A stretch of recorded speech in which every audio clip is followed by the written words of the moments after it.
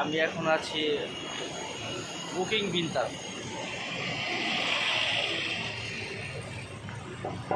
আমি যে হোটেলটার মধ্যে ছিলাম এটা হচ্ছে গিয়ে হেক্সা হোটেল। এই হোটেলটার মধ্যে আমি ছিলাম। আমি এটা অনলাইনে বুক করেছিলাম। এটা পার ডে আমার 50 রিঙ্গিত। আমার পার ডে প্রতিদিন 50 রিঙ্গিত করে দিতে হয়েছে এই হোটেলটার মধ্যে। আমি এখানে 4 দিন ছিলাম। 4 দিন প্রায় 200 রিঙ্গিত আমাকে দিতে হয়েছে। তবে এর চাইতেও কম টাকায় হোটেল পাওয়া যায়, কিন্তু এটা আমার কাছে অনেক ভালো লাগছে, তাই এই হোটেলটা আমি স্টে করেছি। 25 দিরহামেও হোটেল পাওয়া যায়, কিন্তু ওগুলো অতটা ভালো না। আর এই প্লেসটাতে এখানে অনেক হোটেল আছে, আর অনেক টুরিস্ট এই জায়গাতে আসে। আপনি দেখতেছেন যে এখানে প্রচুর টুরিস্ট আছে এই বুকিং বিনতাংয়ে। এটা কুয়ালালামপুরের মধ্যেই একটি জায়গা, পেট্রোনাস সেন্টার। এখান থেকে 10-15 মিনিট লাগে হাইরা যেতে। এটা কুয়ালালামপুরেই।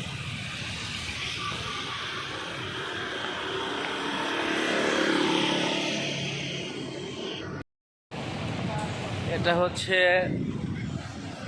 বুকিং বিনতাং, কুয়ালালামপুরের কুয়ালালামপুরের মধ্যেই। এই জায়গাটা অত্যন্ত ফেমাস টুরিস্টের জন্য। সন্ধ্যাবেলায় যদি আপনি এই জায়গাটার মধ্যে আসেন, এখন প্রায় 12টার মতন বাজে। দিনের বেলায় অতটা জাঁকজমক থাকে না, কিন্তু সন্ধ্যার পরে যখন আপনি এই জায়গাটার মধ্যে আসবেন, পুরো রাস্তার এই সাইড আপনার তারা বেঞ্চ করে দেয়। প্রচুর টুরিস্ট আসে এই জায়গাটার মধ্যে আপনার সন্ধ্যার পরে। তারা এখানে 3টার পরে থেকে আপনার যে এই সাইডগুলো আপনার 2 সাইডে আপনার তারা টেবিল বিছিয়ে দেয়। কারণ যে পরিমাণ টুরিস্ট এখানে আসে, ভেতরে তারা জায়গা দিতে পারবে না, এই জন্য তারা রাস্তার মধ্যে বসার ব্যবস্থা করে। আর এই জায়গাটার মধ্যে প্রচুর টুরিস্ট আসে। এই জায়গাটার নাম হচ্ছে আপনার বুকিং বিনতাং। যারা কুয়ালালামপুরে ঘুরতে আসবেন তারা অবশ্যই এই জায়গাটার মধ্যে আসতে পারেন। এখানে প্রচুর পরিমাণ টুরিস্ট আসে, আর এখানে অনেক হোটেল আছে।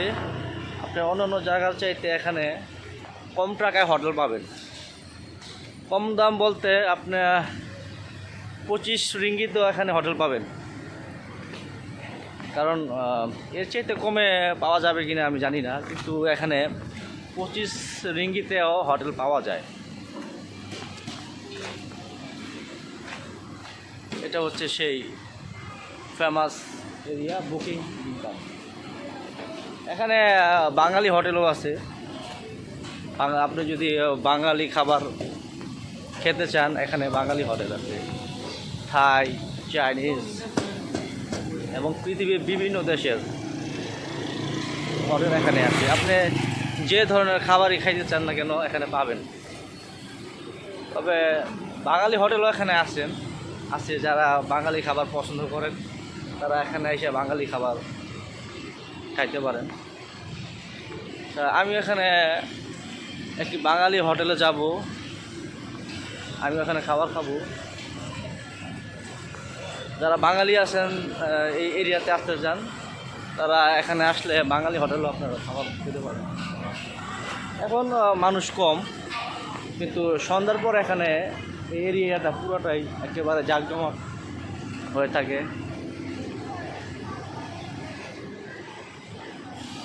এখন একটু লোক সংখ্যা কম, কিন্তু সন্ধ্যার পরে এটার চিত্রটাই পুরো পাল্টে যায়। এখন তারা এই যে দোকান স্টার্ট করতেছে, এখান থেকে দোকান প্রায় 12টা থেকে তারা স্টার্টিং করে। এখানে 12টা থেকে রাত 3টা পর্যন্ত এখানে বেচা কিনা হয়। তারা সকাল 12টা থেকে এখানে তারা দোকানে স্টার্টিং করতেছে। এখন প্রায় 12টা বাজে, তো দোকানে স্টার্টিং করতেছে।